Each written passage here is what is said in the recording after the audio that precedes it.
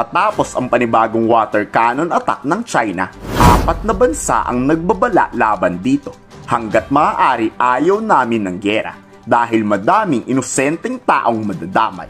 Pero kung gusto ng China ng digmaan, hindi kami magdadalawang isip na ibigay ito.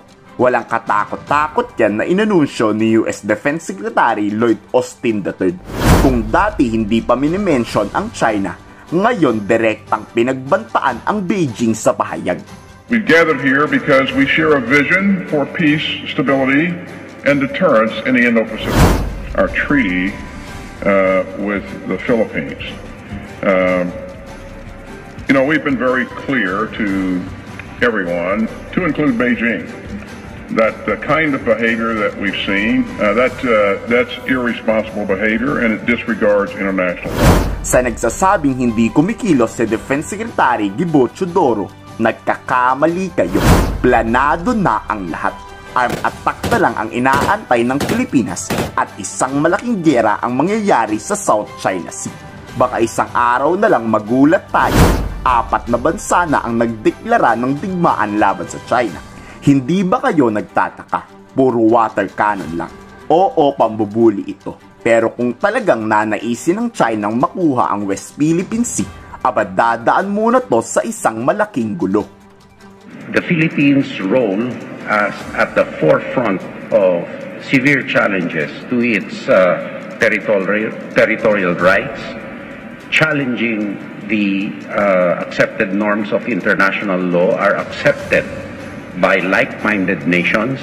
We welcome their partnership and cooperation, not only to protect solely its territorial integrity and sovereignty, but to uphold, once again, let me reiterate, principles of international law which guide the global order in the proper way that nations should live amongst each other.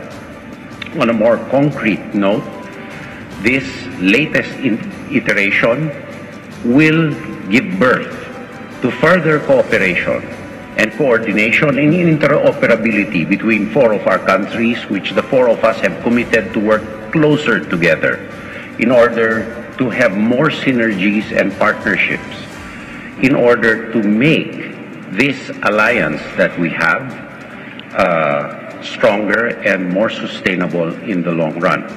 Ano ba ang mangyayari pag nakuha ng China ang buong South China Sea, West Philippine Sea?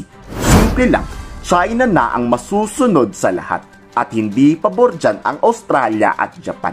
Dahil pag nasakop ng China ang buong South China Sea, West Philippine Sea, dito obligado ang halos buong mundong sumunod sa bawat utos ni Xi Jinping.